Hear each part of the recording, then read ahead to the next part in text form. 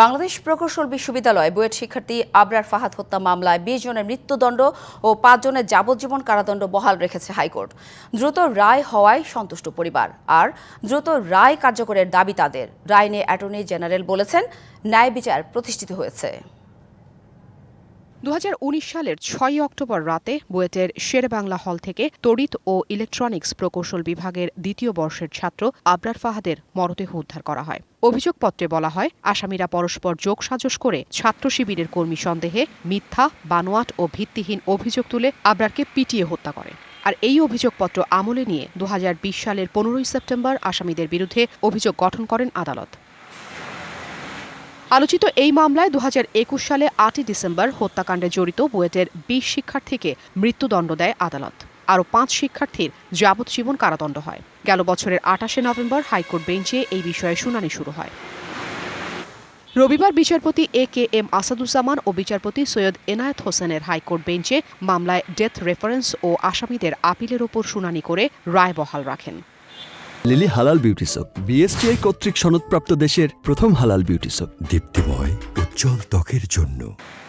আসামিপক্ষের আইনজীবী গণমাধ্যমকে পূর্ণাঙ্গ রায় প্রকাশের পর আপিল করার কথা জানান। আমি মনে করছি যে ন্যায় বিচার বঞ্চিত হয়েছি। আমরা মহামান্য হাইকোর্ট বিভাগের রায়ের সার্টিফাইড কপি হাতে পাওয়ার পরপরই মহামান্য আপিল বিভাগে আপিল করিব। র্যাগিংয়ের শিকার হয়ে শিক্ষা প্রতিষ্ঠানে আর কোনো মেধাবীকে যেন আবরারের ভাগ্য বরণ করতে না হয়, সেই অনুরোধ করেন আবরারের বাবা। তবে জেল থেকে এক আসামির পালিয়ে যাওয়ায় শঙ্কা প্রকাশ করেন আবরারের ছোট ভাই। যে শিক্ষা প্রতিষ্ঠানে এই ধরনের র্যাগিং আছে, সেটা তো অবশ্যই আমরা পরিবর্তন চাই, যাতে ছাত্ররা যাতে ভালোভাবে বসবাস করতে পারে, ভবিষ্যতে যাতে আর এই ধরনের ঘটনা না ঘটে, সেটা আমরা সবার কাছে আবেদন জানাই। এমন একজন যে তাকে রুমে ডেকে নিয়ে গেছে এবং মারার সময় যে উপস্থিত ছিল, এমন একজন সেখান থেকে পালিয়ে চলে গেছে। কেন ৬ মাস পরে জানানো হলো, তা নিয়ে আসলে আমাদের কাছে কোনো পরিষ্কার উত্তরও আসলে এখনো পাই নাই।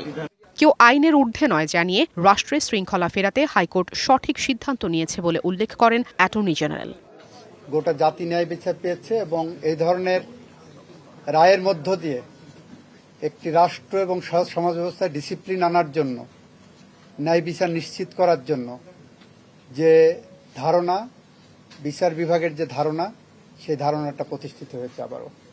ফৌজদারি কোনো মামলায় বিচারিক আদালতের রায়ে কারো মৃত্যুদণ্ড হলে তা কার্যকরে হাইকোর্টের অনুমোদন লাগে, যা ডেথ রেফারেন্স মামলা হিসেবে পরিচিত। পাশাপাশি দণ্ডাদেশের বিরুদ্ধে আসামিরা জেল আপিল ও নিয়মিত আপিল করতে পারেন। সাধারণত ডেথ রেফারেন্স ও এসব আপিলের ওপর একসঙ্গে হাইকোর্টে শুনানি হয়ে থাকে। Afrin Anwar, DBC news, Dhaka.